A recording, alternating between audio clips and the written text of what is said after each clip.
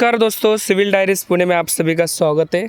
दोस्तों आज हम एक साइट पे विज़िट करने आए हैं और ये जो वीडियो है ये हम सभी के लिए है जो भी मतलब अपना खुद का घर बना रहे हैं या खुद एक नया इंजीनियर है, जूनियर है, उसको भी यहाँ पर टेक्निकल वर्किंग आपको मालूम होना चाहिए। इस बारे में इसको वीडियो बना रहे हूँ। दोस्तों जैसे अपने खुद का घर बनाते हैं तो बहुत सारा अपन खर्चा बचत कर करके अपन एक ही टाइम में इन्वेस्टमेंट करके अपना घर खुद का सपना पूरा साकार करते हैं। लेकिन सपना जो हम एक जब लेते हैं, कुछ भी एक आधी चीज़ भी होती है यार, छोटा सा कपड़ा भी है, एक शर्ट भी हो 300 400 या 500 रुपये का, तो उसको भी 1000 क्वालिटी देख के हम लोग उसको खरीद लेते हैं। लेकिन जब 400-500 रुपये का अपन इतना कर सकते हैं तो हमारा इतना बड़ा महंगा घर मतलब 25-30 लाख रुपए जब इन्वेस्टमेंट करके या कम से कम 12 लाख रुपए तो कर सकते हैं, उतना तक का आपका 2 रूम भी हो तो उतना भी घर जो पैसे लगाता है वो भी अपना खुद का बहुत बड़ा पैसा है। तो उसको भी हमें क्वालिटी इम्पोर्टेंट है कि जो हमें क्या क्या क्वालिटी देखनी इम्पोर्टेंट है। तो दोस्तों देखो इसमें क्या है, 2 चीज़ इम्पोर्टेंट होता है। जैसे हमारे यहाँ जो कंस्ट्रक्शन मतलब बिल्डिंग बनते हैं या घर बनाते हैं तो उसमें 2 ही एक इम्पॉर्टेंट चीज़ होती है। फर्स्ट होता है रेनफोर्समेंट और दूसरा होता है कंक्रीट, और तीसरा तो शटरिंग करके वो तो साइड लगा के वो अलग पार्ट मान। लेकिन अपना लाइफ टाइम रहने के लिए कंक्रीट और स्टील ये दोनों ही चीज़ें अपने पास में लाइफ टाइम रहने वाली है। तो दोस्तों क्या होता है, हर टाइम में अपना जो रेनफोर्समेंट यानी जो स्टील होता है, स्टील हमें प्रॉपरली यूज़ कैसे करना चाहिए, एज पर आईएस कोड के हिसाब से कैसे यूज़ करना चाहिए या कितना यूज़ करना चाहिए, ये बहुत ज़रूरी है। वो मायने रखता है कि इस पर आपको कवरिंग कितना रखना है। तो दोस्तों क्या देखना चाहिए, तो इस वीडियो में आपको सब कुछ बातें करने वाला हूँ कि जो रेनफोर्समेंट में आपको क्या क्या देखना इम्पोर्टेंट है। ये जो प्रोजेक्ट है अभी यहाँ पर ग्रेड स्लैब के लेवल में है। तो ग्रेड स्लैब लेवल यानी जो आपका जैसे कि ज़मीन लेवल के ऊपर में फ्लिंथिंग वर्किंग करके उसके ऊपर एक हमारा जो ग्रेड स्लैब किया है, यहाँ से हमारा स्टार्ट प्रोजेक्ट पे है यहाँ पर। तो अभी यहाँ पर हम क्या क्या देख रहे हैं, और यहाँ पर रेनफोर्समेंट अभी बहुत जगह पे क्या होता है, हमें रेनफोर्समेंट की जो जाली बांधते हैं इस जाली को कैंसिल करते हैं। तो कैंसिल मत कीजिएगा, ये जाली बहुत इंपॉर्टेंट है। क्योंकि क्या होता है, ये जाली आप नहीं बांधते तो ऐसे टाइम में इसका जो भी भार होता है तो यहाँ पर लिया नहीं जाता, तो उसका कैपेसिटी नहीं ले पाता है कंक्रीट। तो ये जो स्टील होता है वो टेंशन लेके वहाँ पर उसको ज़्यादा सपोर्ट लेता है। तो दोस्तों इसमें क्या होता है, बहुत सारा स्टील जाता नहीं है, ज़्यादा से ज़्यादा 16,000 1000 स्क्वायर फीट के लिए 1033 स्क्वायर फीट होता है, उसको ज़्यादा तो ज़्यादा 16,000 रुपये से 20,000 रुपये में बहुत अच्छा सा रेनफोर्समेंट बांधा जाता है। इसके लिए कोई प्रॉब्लम नहीं है।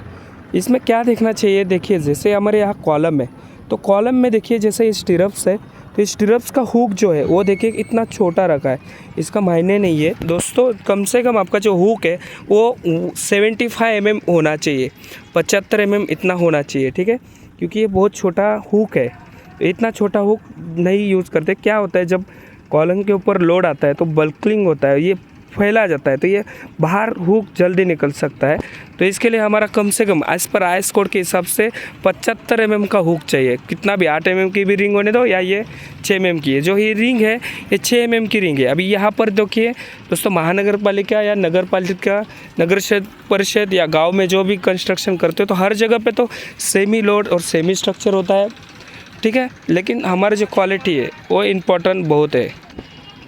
तो आपका जो रिंग है ये हुक है स्टीरप्स का, इसका आपका कितना होना चाहिए, मिनिमम 75 mm होना ज़रूरी है। इससे ज़्यादा होगा तो भी अच्छा है, या 10D या 75 mm इतना अपना हुक होना चाहिए दोस्तों, या 8D भी रख सकते।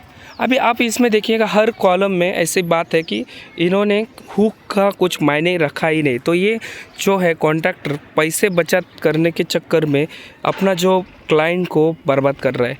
ये देखिएगा इतना सा हुक कहीं पर भी किया नहीं जाता है दोस्तों। कम से कम 75 या 8D या 10D इतना हुक रखना चाहिए कॉलम का रिंग को। अभी दोस्तों हर जगह पे आप कॉलम देखिएगा आपको कवर नहीं मिलेगा। मैं देखना चाह रहा हूँ, जहाँ पर जा रहा हूँ वहाँ पर कवर नहीं मिलता है। अभी इसका कवर कितना होता है, कवर इसको कॉलम का जो कवर होता है वो 40 mm होना चाहिए। अभी देखो आपको क्लियर यहाँ दिखाता हूँ, बहुत जगह पे है ऐसा। अभी देखिए यहाँ पर कवर ही नहीं है, 0 कवर, तो ऐसे यहाँ पर बर्बाद है। यहाँ पर जीरो कवर है, तो जीरो कवर यानी पूरा इसका वेस्ट। यहाँ पर भी देखिए जीरो कवर, इतना सा कवर में ये जो क्या होता है बाद में इसको जंग आता है और ये ख़राब हो जाता है। इसको 40 mm कवर होना इम्पोर्टेंट है। जो भी कॉलम का रेनफोर्समेंट का कवर होता है वो 40 mm रिंग से होना चाहिए। इसके जो भी कॉलम है हर जगह पे देखिएगा, इसके एक ही लेवल में सब यहाँ पर बार ला के छोड़े है और यहाँ पर स्टैगर्ड नहीं है। तो कम से कम इसका स्टैगर्ड जो है वो 1.3 इतना स्टैगर्ड होना चाहिए, 1.3 LD। तो इतना स्टैगर्ड है नहीं, एक बार अल्टरनेट होना चाहिए, या LD तो कम से कम स्टैगर्ड होना इम्पोर्टेंट। आप यहाँ पर ग्रेड स्लैब बना रहे हैं, लेकिन ग्रेड स्लैब के जो नीचे है वो है मिट्टी।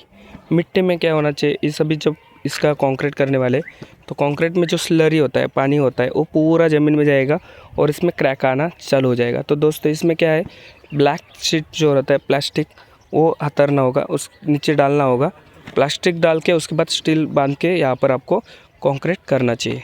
उससे क्या होगा, जो आपका स्लरी है वो नीचे नहीं जाएगा और आपका ग्रेड स्लैब है उसको क्रैक नहीं होंगे।